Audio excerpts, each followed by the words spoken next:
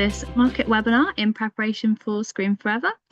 I'm Alice Redman and I am the editor of Broadcast Intelligence. It's the website you get a free subscription to with your Screen Forever ticket.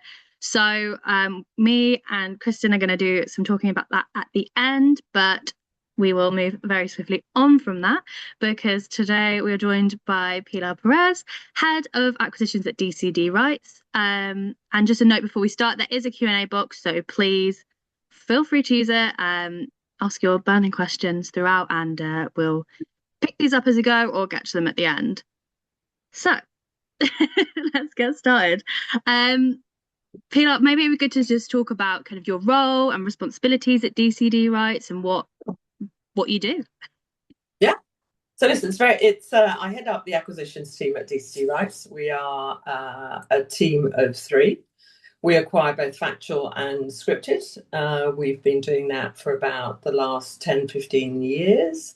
We have pretty much invested in all the shows that we do or have done. We've got a very big love and footprint in Australian content across both factual and scripted.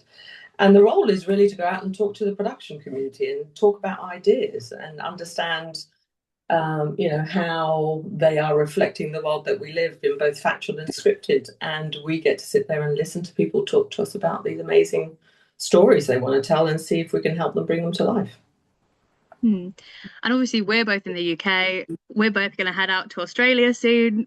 Global content market, and it's getting more and more global as the years go on. What are kind of some of the global content trends that you're noticing at the moment? Well, I think, just when you feel that you've landed on somewhere where there's a little bit of clarity, something comes along and happens. And obviously global events at the moment are tricky, and there is a wave of consolidation that's happening both at that enormous macro level with Paramount and Warner Brothers, and also in that big sort of production distribution business with the All3 and Banijay kind of news overnight. So overall, I think the content trends are that people are still wanting new content. When no one's living off their library in terms of what's going on, platform or on air. So there is still an optimism and a vibrancy out there. It's just complicated. You have to find the right fit and the finance plan and the right partnerships, and it's very competitive. There's lots of content chasing that same sort of finance and business model and opportunity. But overall, I'd say that we're looking for things that reflect the world today, but also give you an escape from today's world, because it isn't particularly optimistic in places. So certainly we're seeing a lot of activity in terms of new generation of ideas and lots of shows getting financed, but there's a often quite twisty path to that green light. And are there any particular kind of subject matters or ideas from certain territories that are really kind of shining through on the international market, or is it quite a mixed bag? I think overall, I can't, having thought this through and just come out of the London screenings, I think what feels like it was different this year at the London screenings was the type of shows that have been made over the last year are trying to, grasp that optimism and create that ray of light. So I think last year, the London screenings, there was quite a lot of dark, moody content. And it feels like this year we've moved into, the sun, although clearly not in the UK weather-wise.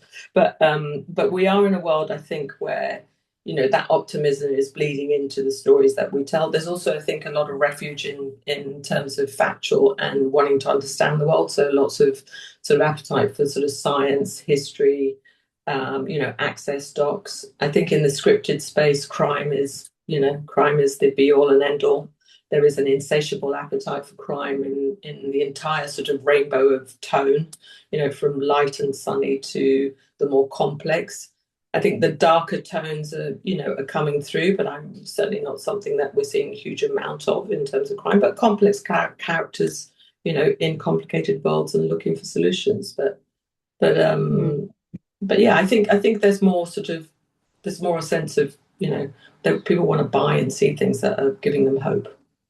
I'm so intrigued as to if and whenever the crime bubble will burst, but I've been saying this for years and it definitely won't ever, I think. There's And we were speaking something about, sorry. oh, sorry. No, you go. Well, I think there's certainly a lull in the crime. There is on the factual side, there's a lot of crime content out there. Mm, Some amazing producers producing, franchise, but also short docs. Access is key. So I'd say that we are cautious in factual true crime because there is a lot of library out there, and obviously the mm, VOD market in North America is consuming a lot of that. So we still have an appetite for it, but I don't think that we are buying a huge amount of it that isn't really well considered and thought through, and we know where it's going to sell. mm. So I'd say that there is a bubble, but I think that bubble is slow. There's slow little puncture marks, I'd say. Interesting. And we're speaking about, there's a little bit more sunshiny content, but I also wonder if you found there's a bit more kind of sunshiny attitude, because I feel definitely for the past 3, 4 plus, well, probably since the pandemic, um, you know, it's all very doom and gloom. We're running out of money. No one can fund anything anymore. And, we've seen the industry adapt to that pretty well. I think with, a lot more partnerships and co-pros and things like that. Are you sensing that we are kind of, is there any sense that there is a light at the end of the tunnel Well, financially? personally, I think that MIPCOM was the point at which everyone just got bored of moaning and decided that they were just going to embrace, that this was the new reality, and let's just Mm, roll up our sleeves and find the projects that we want to really, you know, hold hands on and jump off a cliff and try and make happen. And some of those risks are big and scripted, and some of them are not so big. But ultimately, I think there is a general consensus that this is the new paradigm, and you just better, you better find out how to work and navigate in it. And it is still a conversation around risk, and it's a risk that mm, the producers have to embrace, which is hard, I know, and it's a risk we have to look at in terms of when we value the world and the market. The days of knowing that you have one or two cells in every market are probably thin on the ground at this point in time. But people still need new content, and so the challenge is to find ways of doing that. So I would say there's been a reality, an absorption of that reality, and people are now coming to the table and saying, okay, we have to find a way of making this work, share the pain, share the gain type of conversation. So we're certainly finding that is a lot more pragmatism coming through. And yeah. budgets are slightly coming down in order to meet that level, which I know is painful. And our investments, are we're having to look very closely at how we recoup and when we recoup. And kind of on the sharing the pain, sharing the gain topic, a lot of conversations I've been having with producers are about how the US is no longer kind of, you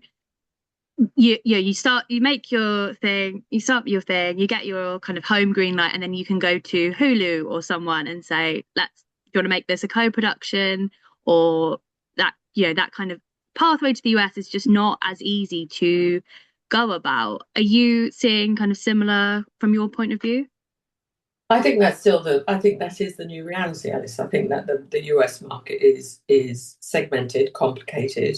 They still, if they come on board a project, they change the viability of it for sure. But there are certainly more constraints in the US, and obviously the Paramount Warner Brothers merger, I suspect, will bring a little bit of a hiatus into what people are doing. But for the beauty about the American market is the plethora of opportunities, right? And I think Mm, where perhaps there are more constraints in some areas, there's always opportunity in others. So I think it's not the market that it was 4 or 5 years ago, where you would put a number against the US automatically. That's very different at the moment. mm, You have to have a very clear idea of who your buyer is in that market and whether they're buying and at what level, whereas it was a given. So I think that's part of mm. this shift into that new reality.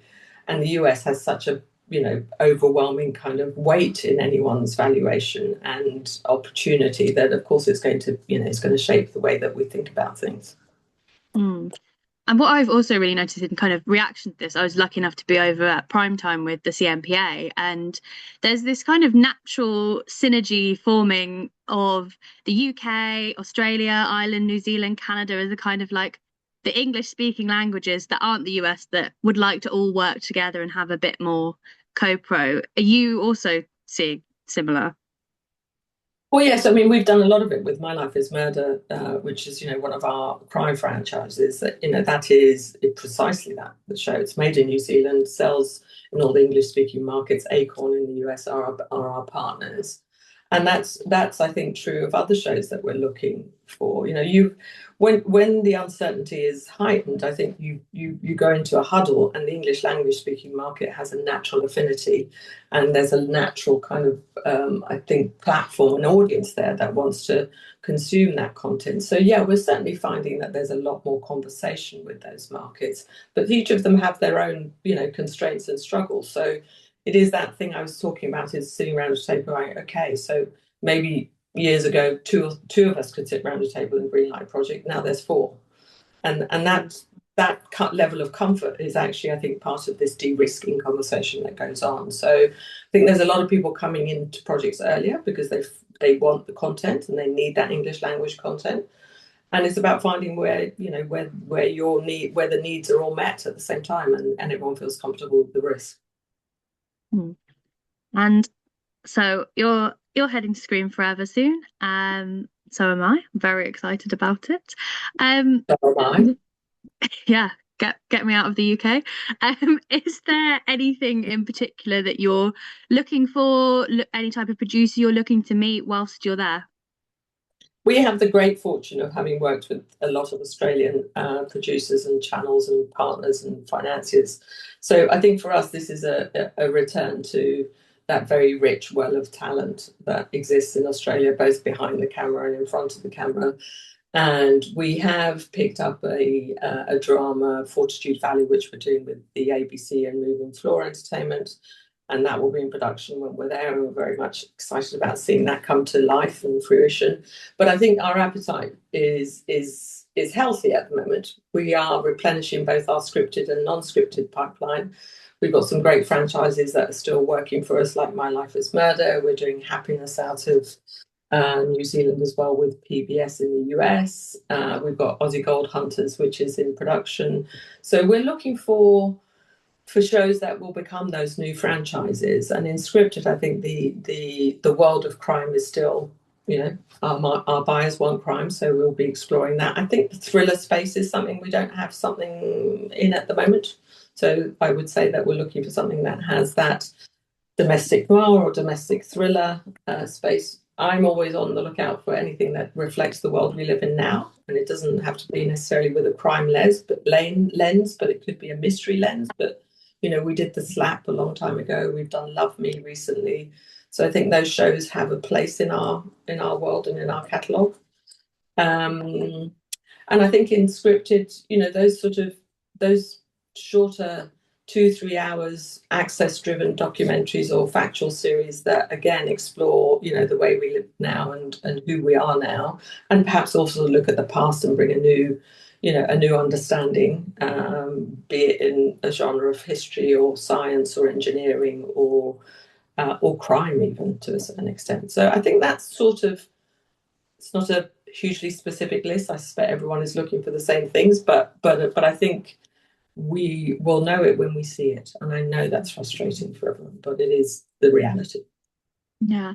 Is there anything kind of on your slate maybe that you have and you're like, yes, more of that maybe could give a good steer to the producers? Well, certainly the one thing we don't have that we are looking for is in the factual space is property shows that sort of look at where we live, in what we live, and how that is part of either a transactional element to it, or it's a conversation around value or build or restoration. Does it have to be flipped at the end? Probably, but not necessarily completely. We've got a lot of travelogue at the moment that's doing really well for us. So what we call well-known faces in unfamiliar places. So we're doing a lot with Sue Perkins and Bill Bailey, and we've got a really beautiful show coming through with Prue Leith and Sandy Toksvig. So those kind of shows that are journeys of discovery, but you've got an authored kind of guide with you that maybe makes you laugh now and again. Those will always work for us. And in the scripted area, the one thing we're not looking for is half-hour comedies. We've got Happiness, which is just a whole, bucket of joy, and second series is in production. So I think we're well served in that world for now. We'll always look at things and we'll always read. I think anybody that knows DCD Rights knows that we're readers. So we're happy to take a look, and we can very quickly, tell you whether it's something we want to pursue or not. I think that's it in terms of things that are missing. Yeah. You mentioned some kind of quite big name talent there when we're talking about not the property stadium, the familiar faces in unexpected places. Is there kind of, what are your key drivers for talent? Are you looking for always a big name? Can a producer come to you with maybe someone that's developing, or does it have to be that kind of global recognition?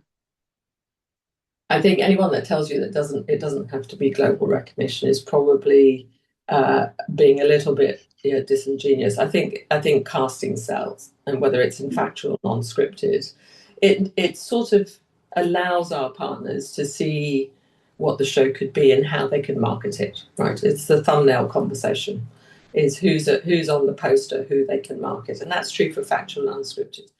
I'd say it's calibrated though by how much you're looking for. How much is the finance and the gap? And we understand that there are some shows that come to us that don't have a huge gap, that actually have emerging talent, new talent, or existing talent that isn't necessarily, hasn't got a huge track record internationally. And we'll still always look at those shows if the content is what we're looking for, and it's obviously made well. We'll still look at it. It's just a different buy. It's a different level of investment. Because it kind of, something that always strikes me as a bit of a polarity is, you'll speak to a local buyer, a local commissioner, and it's about, the home audience first, and we need home recognized talent. They're not thinking as much on the global scale when they're setting out their commissioning briefs, but you also need that kind of initial buy-in from your home broadcaster, home commissioner, to then be able to take it out to distributors. Do you have any advice for producers that are maybe kind of developing, or they've got an idea how to balance that local global conundrum almost? Yeah, I think in my experience, I think it's part of that conversation, that trip, down the road together, where you know that you like the idea, you know that you want to make it with that, but you're all making the same show. I think that's a prerequisite. And then I think it's about engaging in a very pragmatic conversation about what's affordable and what's achievable, and what is necessary for us to be able to, stand behind our investment and recoup it.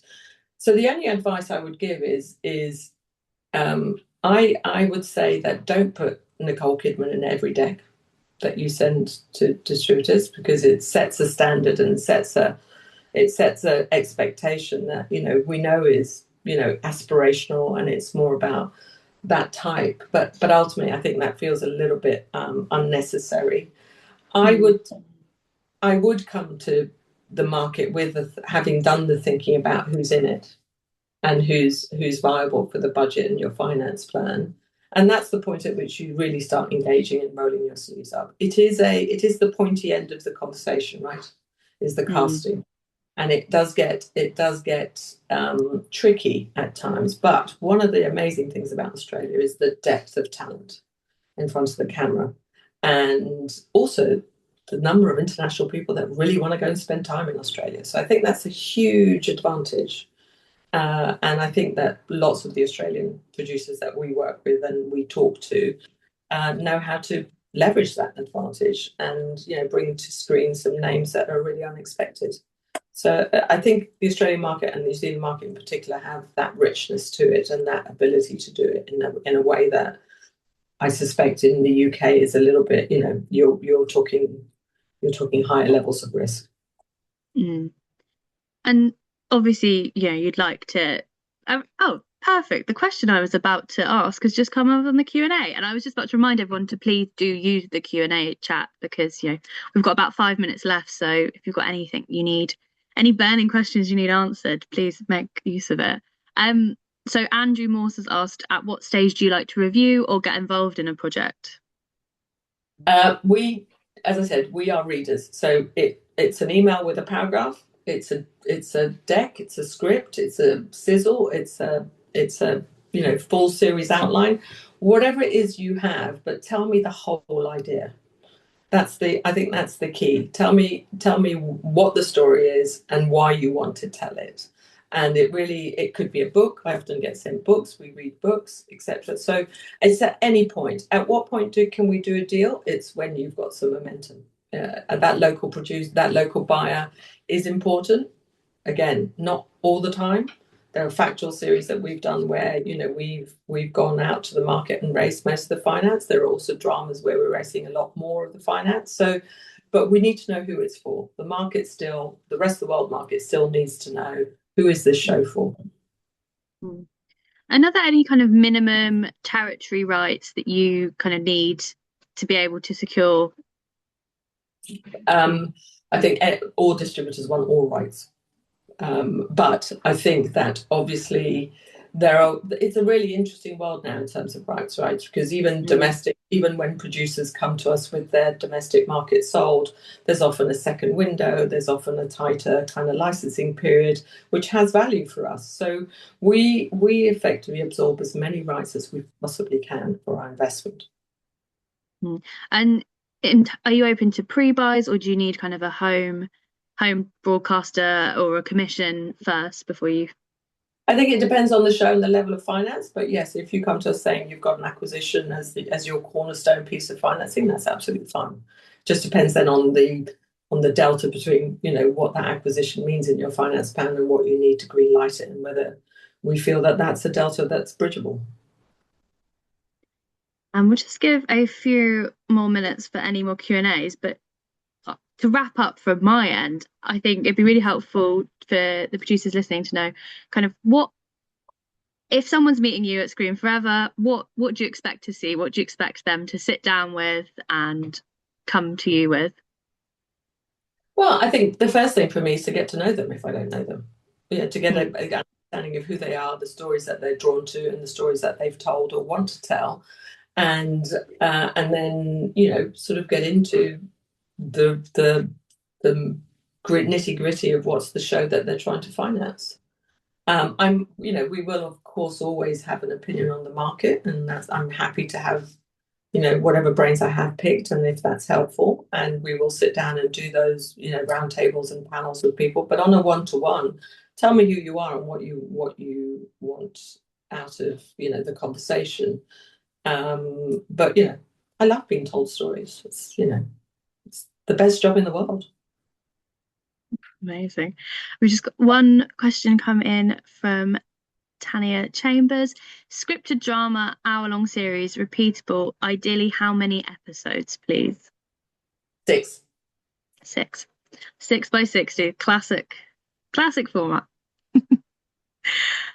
I know there's a lot of 8s out there, and fine, we can do 8 as well, but I think the story has to justify it.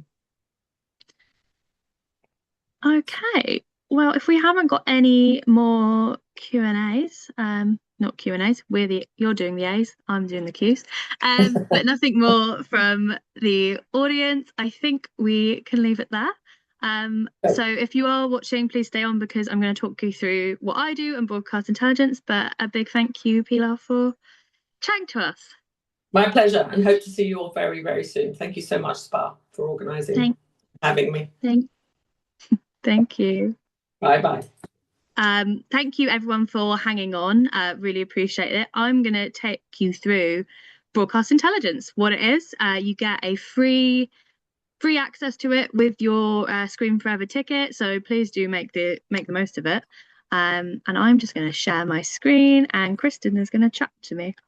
I am. Hi everyone. So looking at this app with my producer hat on. When we're in those early-ish stages of development, we start thinking about, okay, what's our strategy? Who are our partners going to be? What commissioners are buying for this? These are obviously really critical questions that we need to be examining and putting in place that strategy for. I'm very familiar with these types of intel tools that can help you put together, and do that research, and it's got access to that information to help guide that thinking, and to inform about what's possible. I'm not so familiar with broadcast intel, so I really wanted to learn from you guys how we can answer those questions about who's commissioning, these types of shows. Can you walk us through that? Yes. So, what Broadcast Intelligence is a kind of journalistically led database of commissioners, distributors, and programs.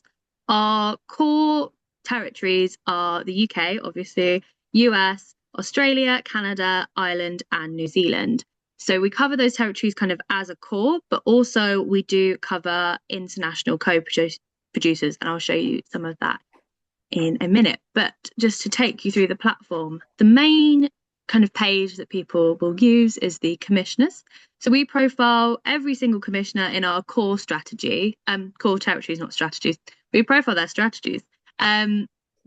So that's kind of across the scope of broadcasters, streamers, anyone who's buying content, I think is probably a good way to summarize that. So every commissioner has an individualized profile. So if we take a look at Daisy Lilly, who is director of unscripted series at Netflix in the UK, a profile contains, hopefully that you can see that, and I don't need to zoom in a bit, but maybe I will just in case.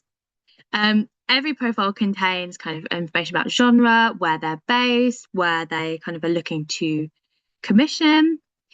We then have any contact information that is provided by the commissioners. It's on if they want it out there or not. We can't control that, unfortunately.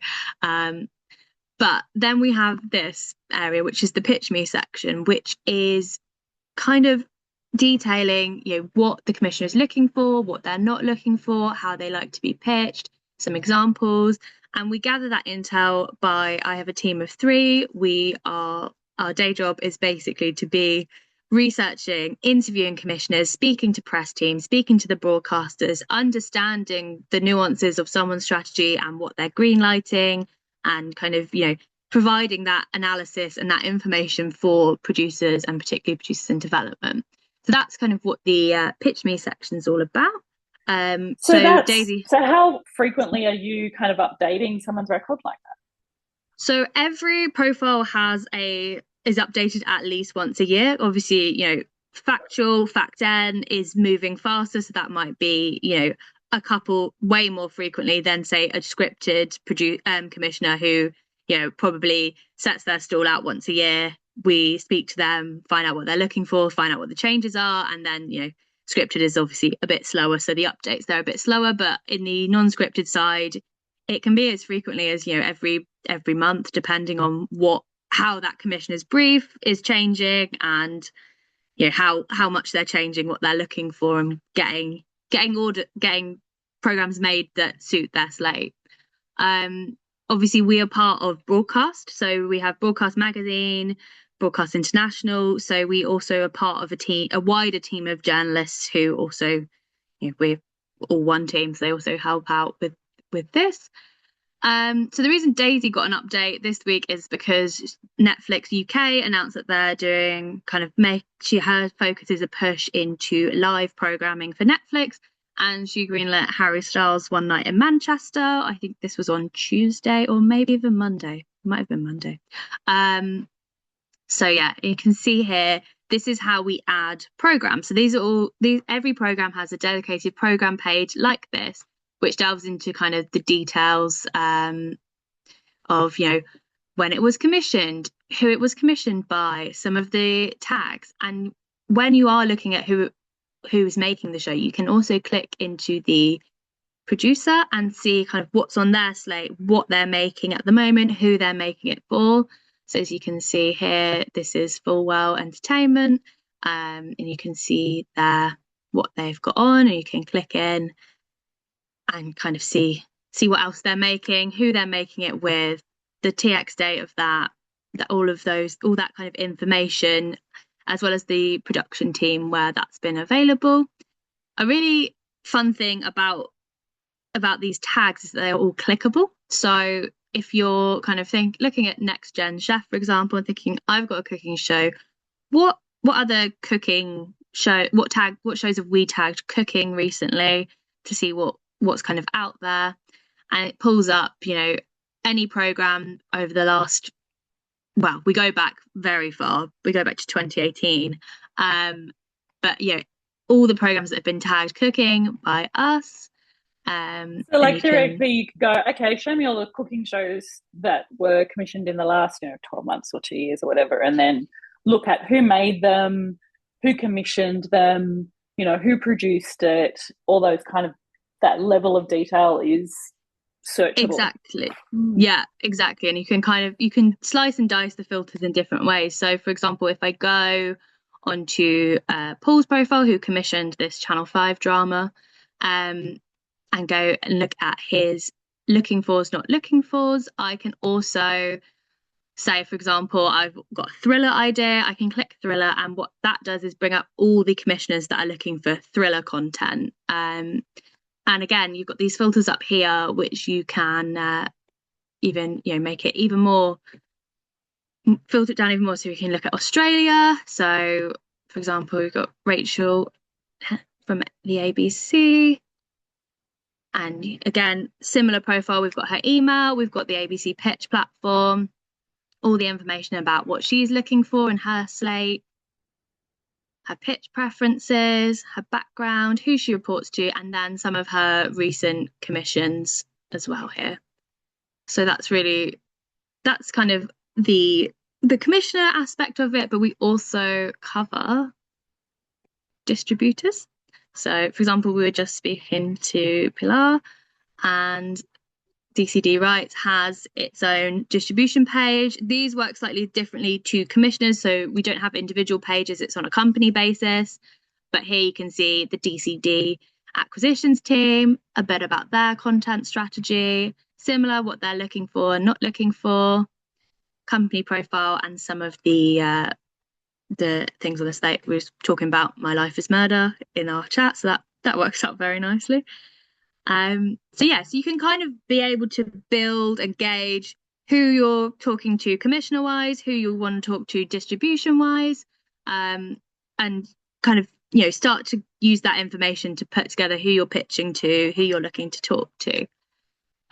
Just quickly, this is the programs page, so it's all of the latest green lights across our core territories, and you can filter that by searching for a production company. So if you wanted to go back to, how I could spell it, Fullwell, you can, or you can look at, say, for example, you wanted to see what daytime shows have been greenlit recently, or you wanted to see what's been recently going on with, let's find something that's going to have some Apple.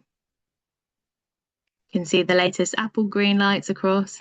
And again, you can filter that via country. So you can see what's US and what's maybe not US, probably a little bit less. So that's the core of the site, but also as part of our kind of membership offering, we also do events. As you see, our next event we're going to is Scream Forever, as mentioned a few times. What a surprise. It's like we planted that there. But we also do and host our own events. So what those kind of take the form of is it'll be me or a member of the team chatting to either a group of commissioners, a group of distributors, either based around a theme or a particular broadcaster. So that'll be a nice 45-minute chat, dive into what they're looking for, not looking for, how you pitch to them. And then what follows is we open up for 15-minute kind of speed meetings with the commissioners, so you can get some really valuable FaceTime. We've had a few, actually, this if you are on the site, you can watch this recording, which is actually one of our subscribers, Nate from Redeeming Features, talking about how he met Dan Korn, who's VP of Programming at Hearst Networks, through one of our one-to-ones, and how that led to a successful commission and a successful relationship. So if you are interested, check that out, because I think it's a pretty good advertisement for us. Amazing, really. We just had a question in Q&A about when you're seeing the list of projects for, say, a commissioner or a production company, that's only projects that have progressed to green light and been released. It doesn't include anything that, say, went through development, right? Yeah, it's just when a green light is made official, just because I don't think I have the brain power to also track development.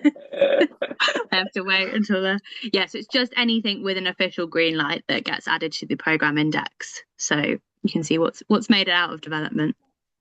But yeah, that's kind of a quick tour of what broadcast intelligence is and what we do. If you have any questions, though, please do email me. My email is alice.redman, my name's on the screen, at broadcastnow.co.uk. I don't know how to put it on the screen for everyone, but I should have. Yeah, I can't work it out. Got I'm not sure how to do it either. Techno fail. But anyways, yeah, alice.redman at broadcastnow.co.uk. Shoot me an email, and more than happy to talk through how to use the site a bit better, or go into detail on anything. We also, I've worked at Broadcast Intelligence now for 8 years, and just loved speaking to producers about what's on their slate and giving them some kind of steers of what profiles to look at and where to go on the site, which can sometimes be a real shortcut, because we do have over, let me get the official number, I don't say it wrong, 676 profiles. So it's quite a lot of information on there, and it can be overwhelming to sort through. So always happy to hop on a call and give you some pointers. Wow, that is pretty fabulous. Thank you. Yeah. And so just to remind everyone that with your registration, you have free access to this included in your registration for Screen Forever, and the access is until April the 30th, I believe.